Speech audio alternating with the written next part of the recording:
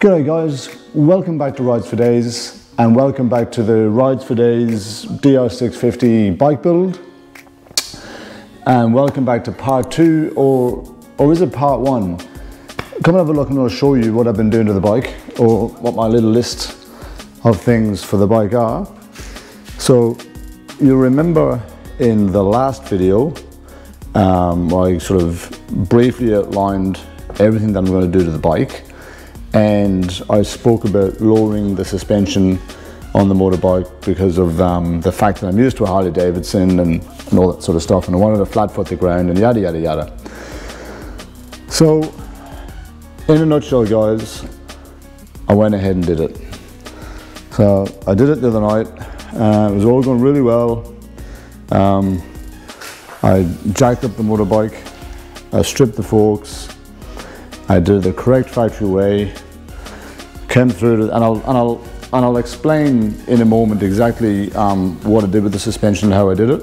And I'll link you to a video on YouTube if you're looking to do the same thing and you haven't already found it, of how to do this, because it was invaluable for me as a learning tool. But yeah, so I did the forks, came through here, I lowered the suspension the factory way, I lowered the linkage, and I managed to drop the bike by 40 millimeters, and everything was going great. And so what happened then was I was starting to question myself about a couple of things that I had done with the forks. And a part of stripping the forks is you've got to remove a spacer from the top of the fork, and you've got to place it down on top of the dampening rod, or down there in the dampening rod. And I took the SD card out of the GoPro, went upstairs, put it into the laptop just to double check that I'd done everything correctly, and you wouldn't believe it, the whole SD card was corrupt and there was absolutely no footage at all on it. So I couldn't believe it. It took me 2 or 3 hours to get everything done. I'd done what I thought was a really good job of the suspension, and I'd spent a lot of time looking around cameras and different angles and blah blah blah, and I lost all the footage. I couldn't believe it. So then a couple of days later, some of the footage came back, and I don't know how it came back. The SD card was corrupt. I couldn't see any footage. I didn't do any recovery programs or anything like that. But for some reason the footage, 70% of the footage came back, so I got some of it back. So the thing is now, I can't do that video for you because I've lost all the footage, or majority of it, and it's just too messy and all over the place, and I just can't make a video out of it. So what I did was jacked up the bike, stripped the forks. There's a spacer at the top of the fork which you take out, you put it down in the dampening rod, and then you reinstall it on the bike. And then here, and I'll try and get in and show you properly, there's the spring in there. You can see the spring at the very bottom of it there. If you see where my finger is, I'm not sure if you can see it properly. I'm not going to know now until I play this footage back with these, is probably not. But there's a cuff at the bottom of the spring here.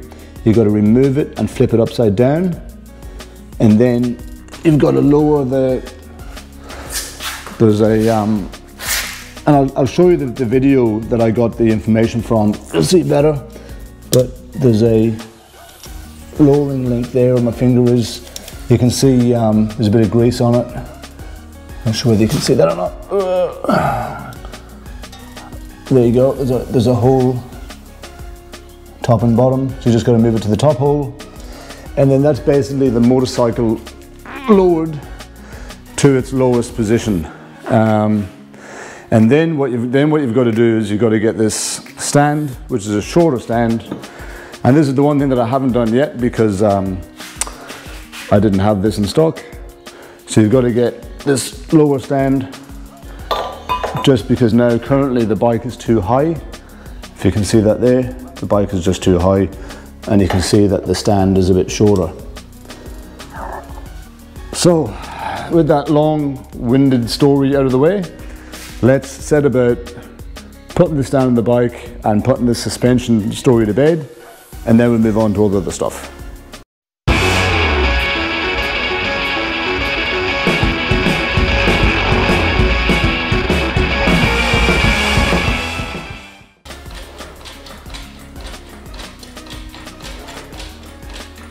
Alright, now just to let you know guys, I haven't actually ever changed a kickstand on a motorcycle before, so but I don't think it should be too bad.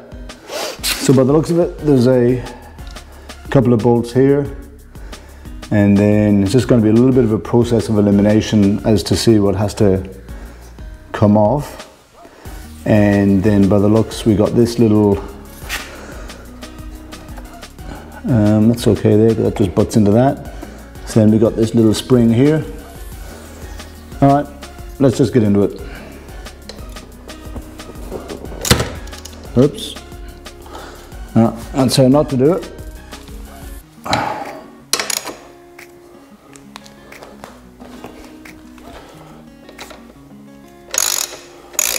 Alright, that was pretty easy.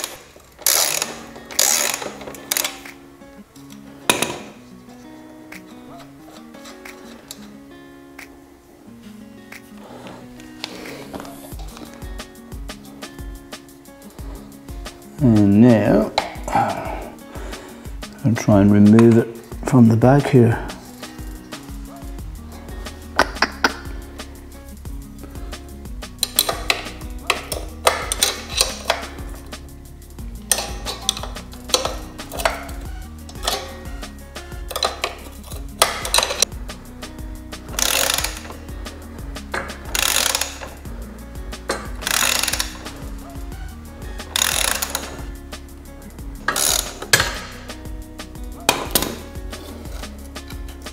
Okay, there's the bolt out.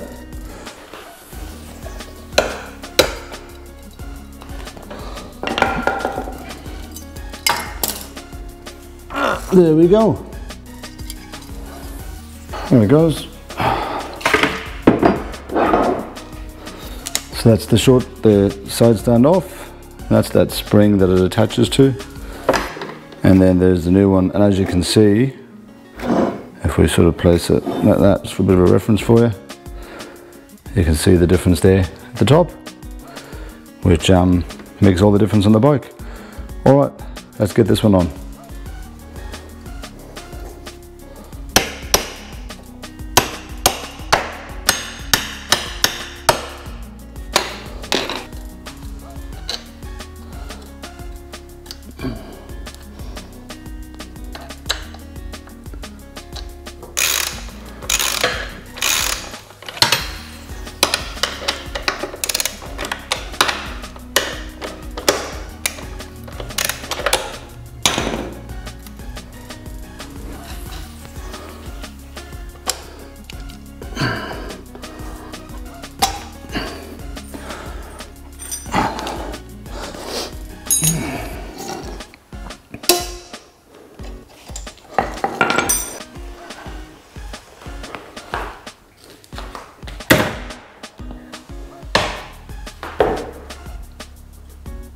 Alright guys, another thing I wanted to do tonight to this bike was to remove the rear passenger foot pegs.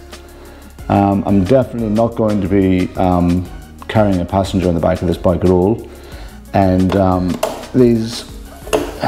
firstly these pegs are not needed, and then secondly I think there might be, with a couple of things that I'm going to be doing to the bike later on, I might need these 2 bolt holes. I may not, but I'm going to free them up. I don't need these foot pegs at all on there, so they're coming off. What do we got? We got a 6mm hex piece.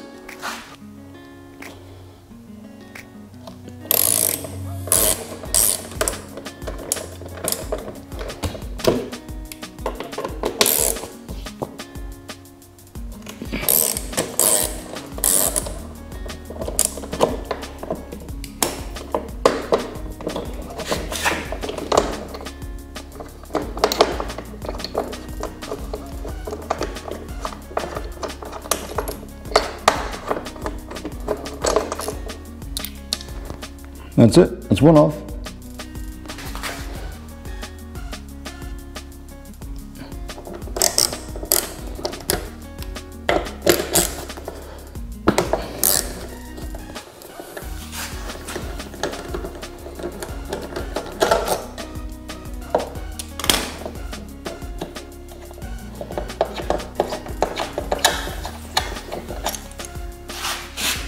Second one. Alright guys, the last thing we're going to do tonight is remove this upper chain roller from above the chain there. The lighting's not great guys, so I apologise if you can't really see it. I know it's a lot of black and a lot of shadow. But this upper chain roller, by all accounts, according to the DR650 forums and the Facebook page and whatnot, under extreme circumstances, this chain can come up and apparently shear that right off, and thus putting a hole in the frame. So it doesn't really seem to serve any major benefit from what I've seen. So I'm actually just going to remove that upper chain roller right now. Bit fiddly, but I'm gonna have a go getting it off.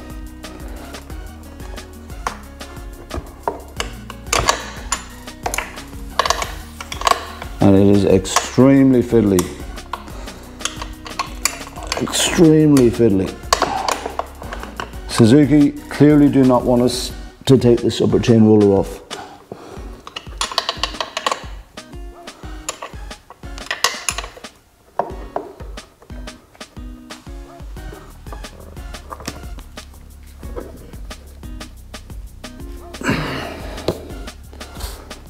Fiddly motherfucker.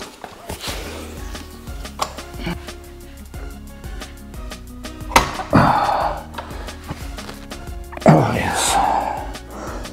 Whew. That did not want to come out.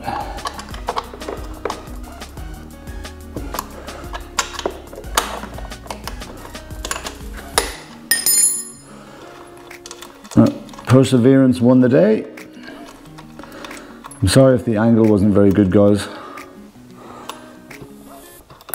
Oops. Oh, there we go. That's basically it, guys. The chain roller.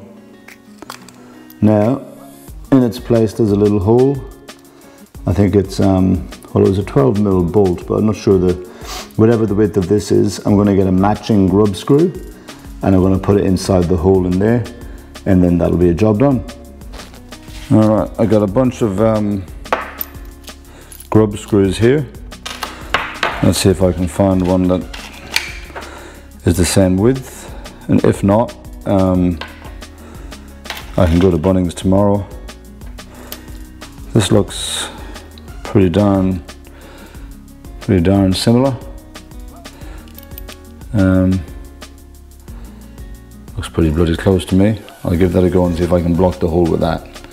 Just get that grub screw in, and then, yeah. See how we go with that. And while we're at it, guys, just a bit of Loctite. Make sure it doesn't come back out again.